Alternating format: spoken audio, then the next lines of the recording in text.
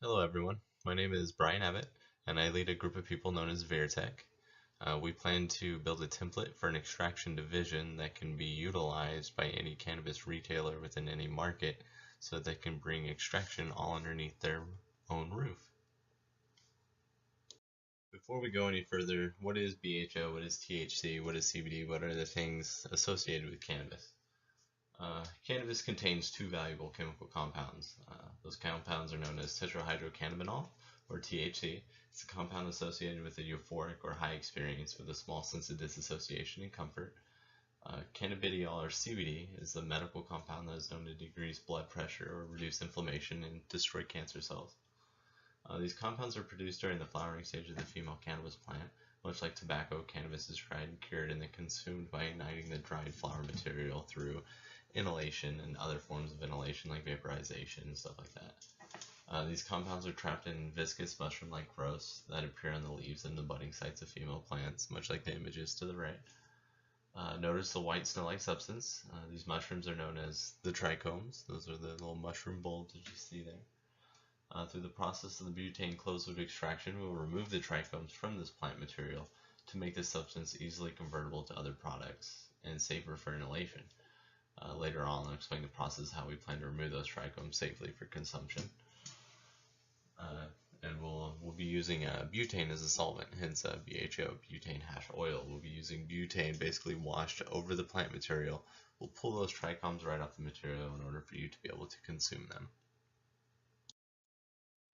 Okay, so you're asking yourselves, what is it exactly that we aim to solve? And it's vertical extraction and bridging a gap.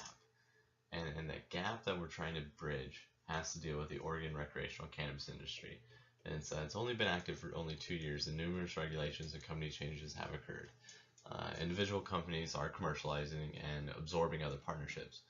Retail shops open with no source of product. Producers are crafting a product with almost no market or buyer. The cannabis industry is still in its infancy, and with that, there's plenty of mistakes that these companies are making.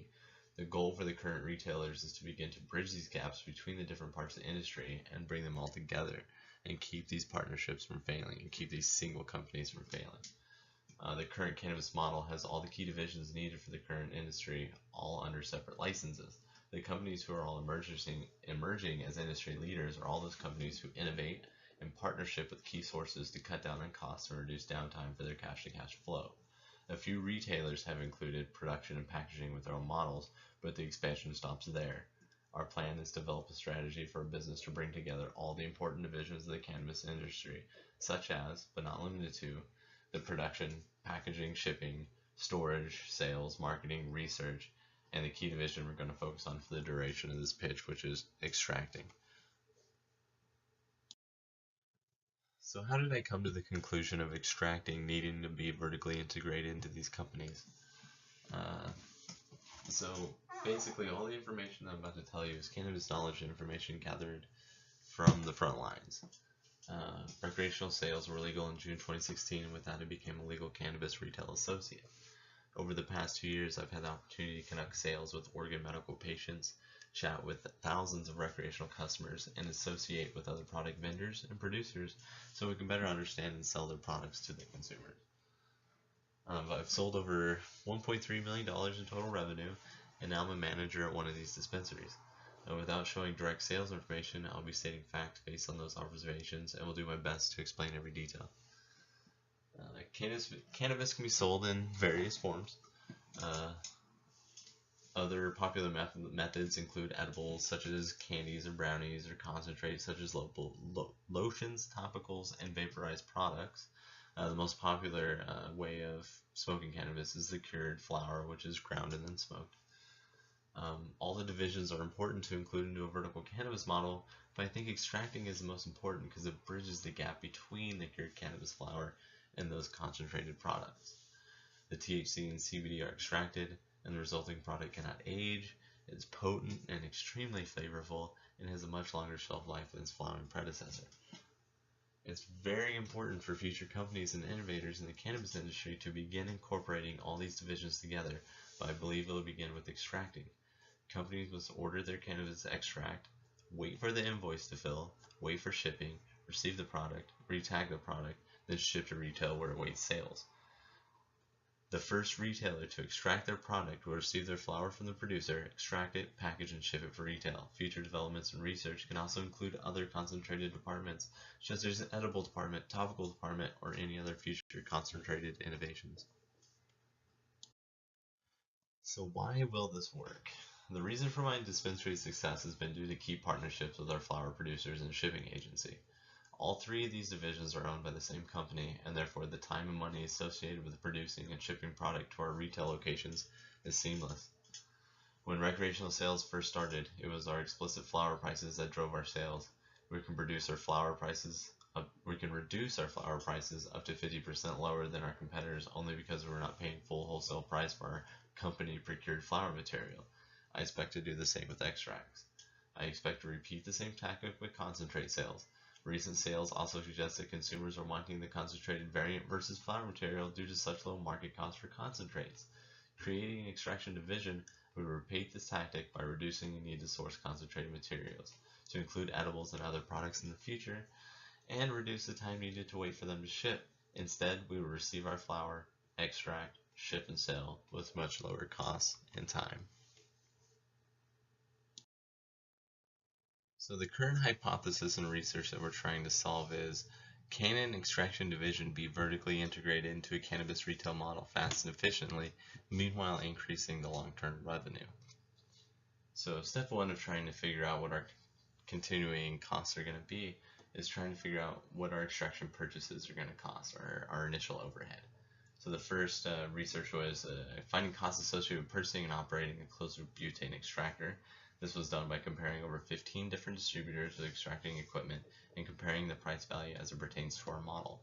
Future versions of this presentation will include pricing for parts and rating of scalability after first practice implementations. Since we haven't been able to implement our first system yet, in which we're about to, we'll actually be able to justifiably predict our future.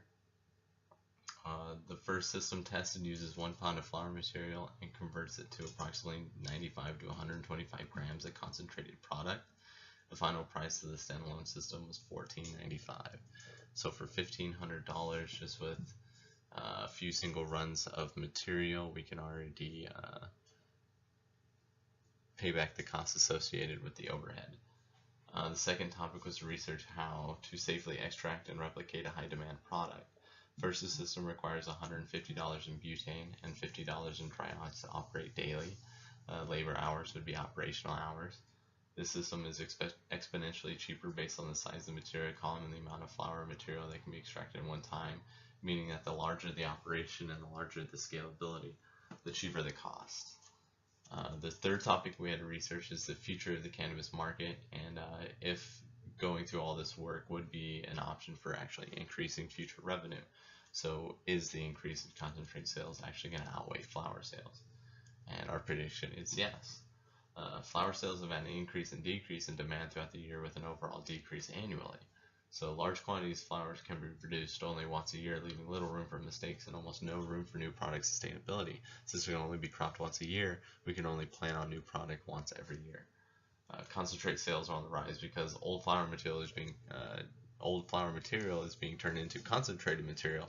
Meanwhile, new material is as well. So all of the material on the market is on the concentrate market as well.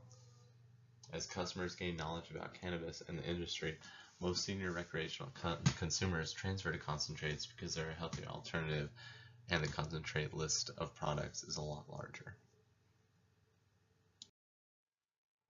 Right. The team consists of Bryan Abbott, Benjamin George, and Rick Howden. Bryan is expected to be kind of the entrepreneur and the mindset behind driving the forces forward and setting the strategy. Benjamin George is more of getting the strategy to act and move forward and to put the people behind the forces at stake. And then Rick Howden is more or less the specialist in terms of the extraction process and the flowering process and the product itself. With these three forces combined, we expect to be able to devise a team in an effort that's going to be able to drive concentrates into the vertical cannabis market. If you have any questions, feel free to engage, let me know. Thank you.